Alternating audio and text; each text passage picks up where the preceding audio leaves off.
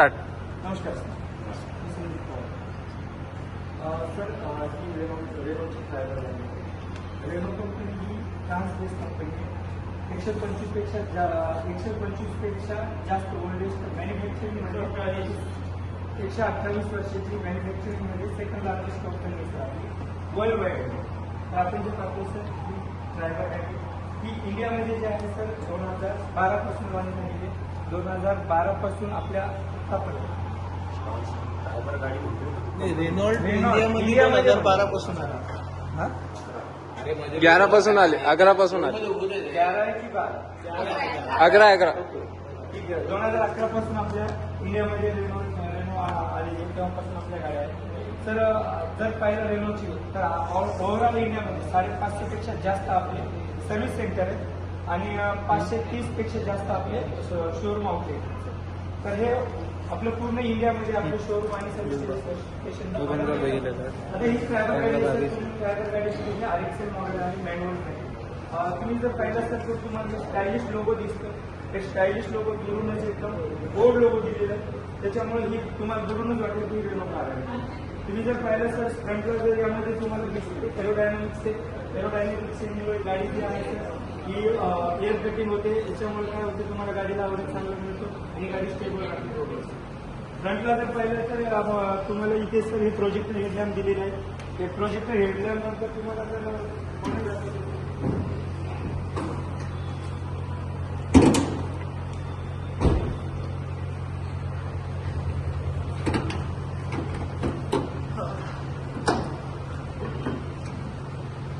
हे 1000 cc आहे sir energy मिळेल. याच्यामध्ये जे पॉवर मिळेल तर तुम्हाला 722 PS पॉवर आणि 96 Nm टॉर्क मिळतो.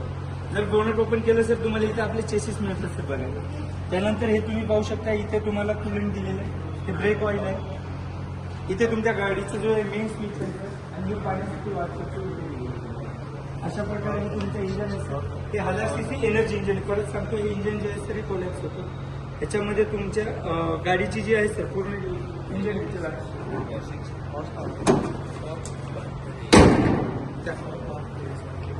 साईडला जर बघितलं सर तुम्हाला तर हे टायर साईज जे आहे सर 14 इंची मिळते. सोबतच तुम्हाला हे इंडिकेटर जे आहे सर हे आरएक्सएल मॉडेल असल्यामुळे तुम्हाला इंडिकेटर जे आहे इथे क्लॅडिंगवर मिळतं सर. ही क्लॅडिंग दिलेली साईडच्या हेडिंग. त्यानंतर जर पाहिलं सर ग्राउंड क्लिअरन्स तुम्हाला 182 mm च्या यामध्ये ग्राउंड क्लिअरन्स मिळतो. सोबतच तुम्ही जर पाहिलं सर रिअरमध्ये द्याल सर बसून. आता तुम्ही सेकंड रोवर बसले सर. सेकंड रोवर बसल्यानंतर तुम्हाला फ्रंटला दिसेल की त्या साईडमध्ये तुम्हाला एसी इव्हेंट दिले. दोन्ही साईडला तुम्हाला रिअर डोअरच्या जवळ एसी इव्हेंट मिळते. याचं कंट्रोल जे आहे सर तुम्ही इथून करू शकता. म्हणजे सेपरेट मागचे दोन्ही रोचे एसीचे कंट्रोल आहे इथं साईडला दिलेले.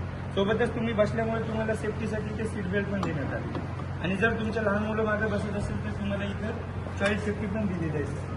ओके. ही आपली कंपनी सेफ्टीमध्ये जास्त फोकस करते. आता तुम्हाला मागे जायचं आहे. मागे जाण्यासाठी तुम्ही इथं 1 क्लिक केलं की तुमची सीट फोल्ड होते. बस आता तुम्ही मागे बसलात सर. मागे बसल्यानंतर तुम्हाला एसी जर लागत असेल तर पण दिलेलं. आता तुम्ही थोडंसं साईडला झालं तर मी ही सीट अशी करू शकतो. आणि आता तुम्ही बसला तुम्हाला जर त्यानुसार स्पेस लागत असेल तर आपण ही सीट सर ऍडजस्ट करू शकतो. म्हणजे रिअर सीट ही तुम्हाला जशी पाहिजे तुम्ही तशी ऍडजस्ट करू शकता. तुम्हाला कम्फर्टसाठी एसी दिलेला आहे आणि सोबत सेफ्टीसाठी ही सीट बेल्ट पण दिलेली आहे. तुम्हाला बाहेर येण्यासाठी ही फक्त 1 टाइम क्लिक करायची ओपन होते.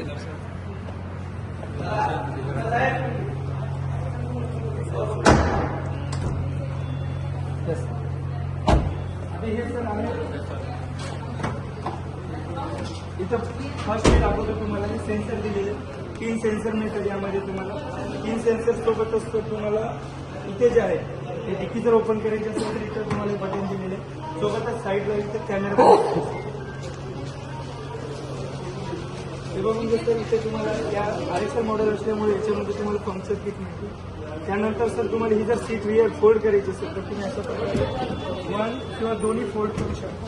तुम्हाला वाटलं की सीट फोल्ड करून तुम्हाला काढून शकता. इझी सीट फिक्स आहे सर. तुम्ही कधी कशा प्रकारे तुम्हाला फोल्ड करू शकता. काही सेकंदामध्ये सीट तुमची ही काढून बसवा ते.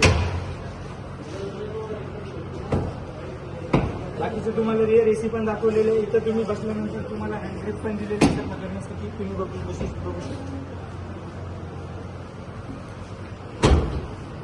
त्यानंतर साईडला जर बघितलं असेल तुम्हाला इथे फ्यूल टँक दिलेलं आहे 40 लिटरचं पेट्रोल फ्यूल टँक असेल. त्याला ओपन करण्यासाठी मी समोरून जातून जाईल तुम्हाला कसं ओपन करायचं.